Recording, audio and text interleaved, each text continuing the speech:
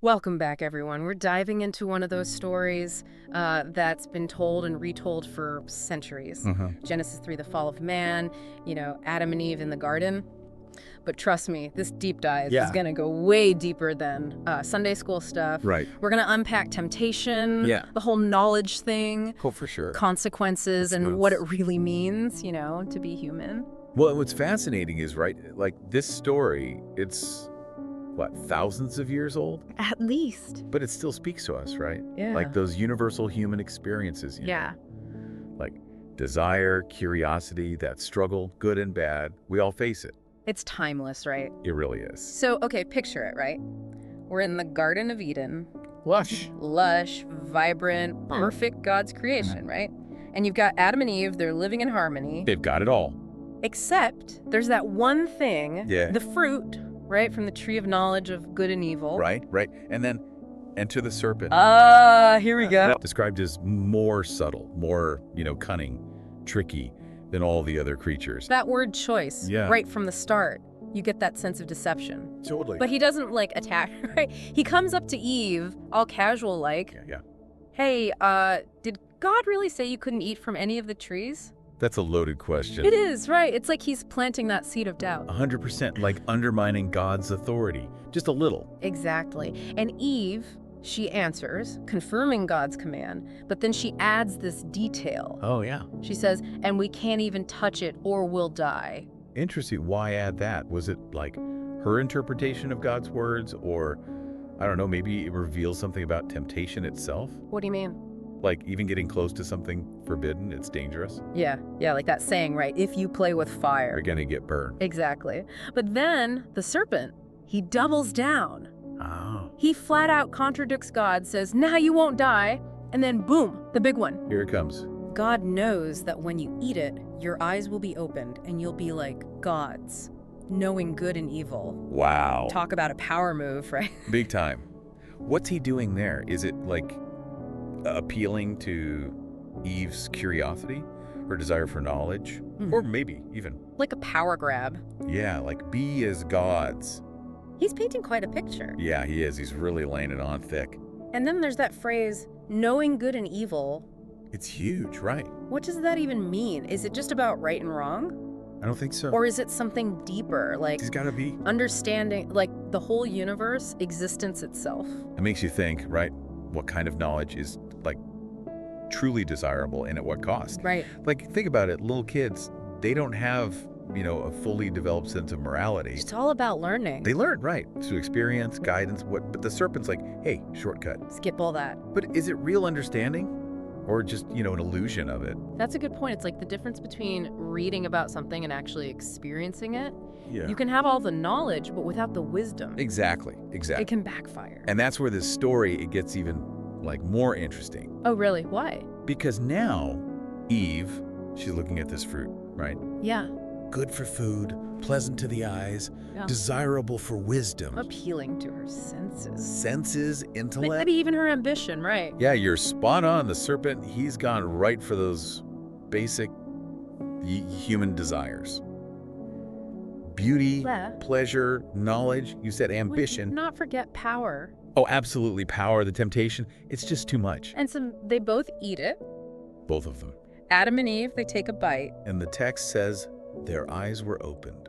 Now, what's that about? Did their vision, physically change? Probably not. Literally, no. It's metaphorical. Right, like a sudden shift in their understanding Of themselves. of themselves, the world, everything. And crossed a line and there's no going back. And what happens next? They realize they're naked. And suddenly, bam, shame. Wait, they were naked before, right? Right. But no shame, so what changed? It's not just the physical nakedness, it's this new awareness, right? Ah. Their vulnerability, their imperfections, suddenly they feel separate from God. Loss of innocence. Yeah, a self-consciousness they didn't have before. Daddy stuff. And then God calls out, He says, Adam, where are you? simple question, right? Yeah. But whoa, so loaded. Is God just looking for him? On one level, yeah, but there's more, isn't there? What do you mean? God knows Adam's hiding. He's separated now, physically, spiritually. Okay, so it's about more than just location. Exactly. And then Adam, he answers, I was afraid because I was naked. Oh, Adam. And God's next question, even more powerful. What's that? Who told you that you were naked? Whoa, okay, yeah, that's huge. Is he just asking for info?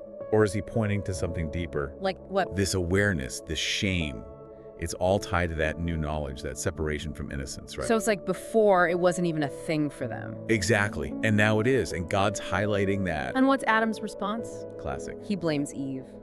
The woman you gave me, she gave me the fruit. Pass the buck, Adam. And Eve, of course, blames the serpent. The blame game, it's timeless, isn't it? It's incredible how fast they shift responsibility. Makes you think, is this like the beginning of a pattern? In humanity, yeah. Blaming others for our own choices? We've all done it, right? You mess up, it's easier to point a finger than look in the mirror. And of course, actions have consequences. For sure. God curses the serpent, the woman, and the man. Those curses, they're packed with symbolism. Break it down for us. Okay, so the serpent, he's got to crawl on his belly, eat dust. Represents Degradation, right? Oh. People who deceive, manipulate for their own gain, brought low, humiliated. Intense imagery. Yeah, what about Eve's curse? Yes, hear it. Pain in childbirth, and she'll be ruled by her husband. Oof. A lot to unpack there. Yeah, multiple interpretations. But one way to see it, it's a power shift between men and women. Oh, consequence. Of their shared choice, it highlights the hardships women face. Especially in a world marked by sin, by suffering. Tough passage to wrestle with, especially today, with our ongoing fight for equality. And Adam. Cursed to toil, to labor, facing thorns and thistles, and ultimately, death. So work, struggle, immortality. Right, Adam's curse. It's that broken relationship between humanity and nature. You mean like before the garden provided easily? Exactly. Now Adam has to work to Right. struggle for survival. And then the introduction of death. The ultimate consequence, right? It's that awareness of our limited time. It's like these curses aren't just physical punishments, they're about deeper shifts. 100%, the human condition, Deception, power struggles, our relationship with nature, all messed up. and our own mortality. It's a lot to take in. It is, but amidst all this, there's this interesting detail. What's that? God makes clothes for them. He does. Compassion.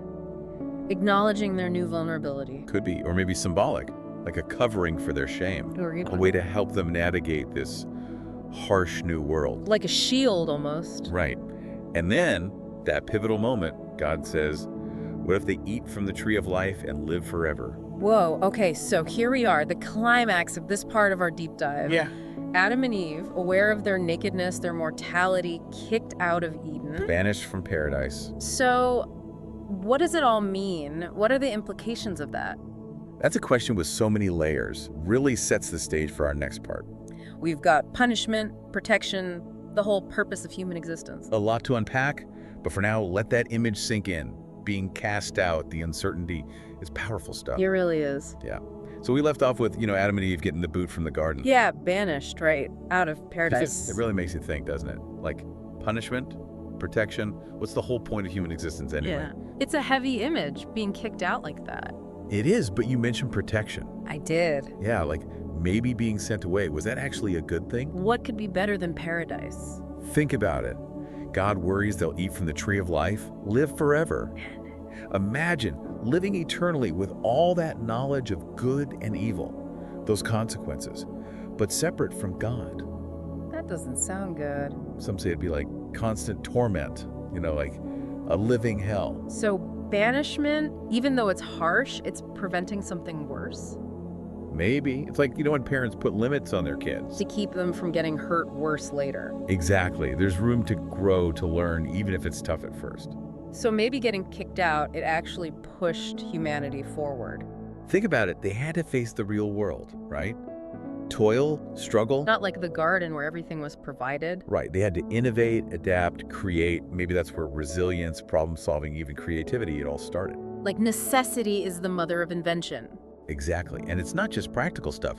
They had to confront death, questions of meaning, purpose. In a world that wasn't perfect anymore. Right. Not designed just for them. And there's that part at the end where Adam names his wife Eve, mother of all living. Even with this huge loss, there's that focus on life continuing, new beginnings. It's like saying this isn't the end, right? This is a new start. With all its challenges, but also possibility. Exactly. And this story, it's been interpreted in so many ways. Oh yeah, over the centuries, it's a cautionary tale for some. For others, it's about the human condition. Our desire for knowledge, the struggles that come with it. And then there are those who see it psychologically. You mean like? Consciousness, guilt, development of the ego, all And that. you're like, this story, it's a mirror reflecting our own anxieties, hopes, struggles. Beautifully put, and that's what I love about these old stories. They get us talking, right?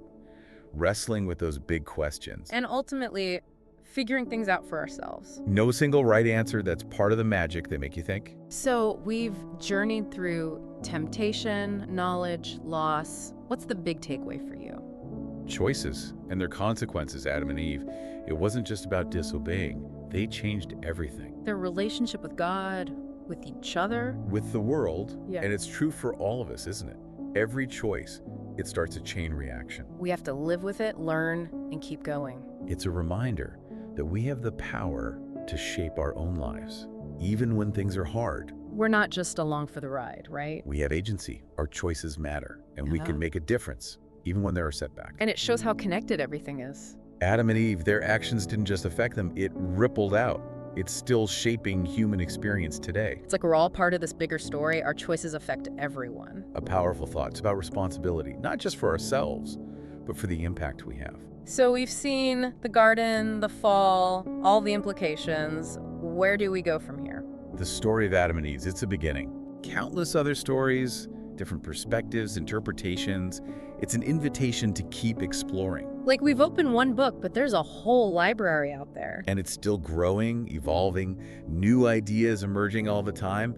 That's the power of these old stories. They challenge us, inspire us, help us make sense of it all. So as we move on, remember, this is just the start. Who knows what we'll find? But for now, let's take a moment, reflect on what we've learned, then we'll continue this journey in our final segment. Okay, so we've talked about the garden, the serpent, the whole shebang. The fall. But one thing that keeps popping up, it's knowledge. Right. And it's interesting. The name itself, the tree of knowledge of good and evil. Yeah. It's like a hint. True knowledge. It's not just facts and figures. There's more to it. It's about the whole picture. Good, bad, everything. So for Adam and Eve, eating the fruit, it wasn't just information. It was a whole new level of understanding. But maybe not all good. Right. Well, they went from blissful ignorance to, facing suffering, death, their own flaws. Kind of a bummer. It was a shift in their consciousness, a loss of innocence. We all experience that, on some level. Even if we haven't, literally bitten into a bad apple. Exactly. We grow, we learn, we face hard truths about ourselves, about the world. It's part of life, but it makes you wonder, would we have eaten that fruit? The age-old question. Curiosity is strong, right? We want to know, to understand. It's in our nature, so would we resist? Who knows? Tough call. On one hand, knowledge, it's empowering, right? It helps us solve problems, make decisions, create. But we've seen the downside too. It's a burden too. It can open our eyes to pain, suffering, things we wish we didn't know. And our own limitations. Exactly. We're not perfect. The world isn't perfect. Knowledge shows us that. So it can lift us up, but also weigh us down. That's the point. The story's not saying knowledge is bad. It's exploring the complexity. It's like a two-sided coin. Right. And it reminds us, seeking knowledge, it's not passive. We have to be responsible. You have to think it through. Make choices, face the Right. consequences. Especially today, right? Yeah. There's so much information flying around. We got to filter, figure out what's true, what's not, think for ourselves. Instead of just believing everything we see or hear. And that's hard. We're bombarded with stuff all the time. It's like those clickbait headlines, all flashy, tempting, but no real substance. Oh yeah, like shiny foods. Hmm. Got to be careful which ones we bite into. Right. Be choosy and be ready for what comes next. Choices and consequences, they go hand in hand. So, big picture, what's the lasting message? The one that speaks to everyone, everywhere. Knowledge, choice, consequence, they're all tangled up. Adam and Eve. It's not just a story, it's us. It's the human experience. It's a challenge to think critically, act responsibly, navigate life with, some wisdom, some integrity. We're not just watching the show, we're part of it. We have the power to choose, to learn, to grow, to make a real impact. And maybe, just maybe, if we take that responsibility seriously, if we use knowledge the right way, We can find a kind of paradise. not the naive garden, but something better. A world where knowledge connects us, heals us, makes things more just, more compassionate. That's a beautiful thought. It's not just about falling, it's about rising. Using what we know to make things better. And that's why this story, it still matters. Thousands of years later, it's about us, our desires, our struggles, our search for meaning. And it doesn't give us all the answers, which is what keeps us coming back, keep exploring. So thanks for joining us for this deep dive. We hope you found something thought-provoking, inspiring. Yeah, it's been a pleasure. We'll be back soon with another topic, another deep dive, another chance to learn and grow together. See you then.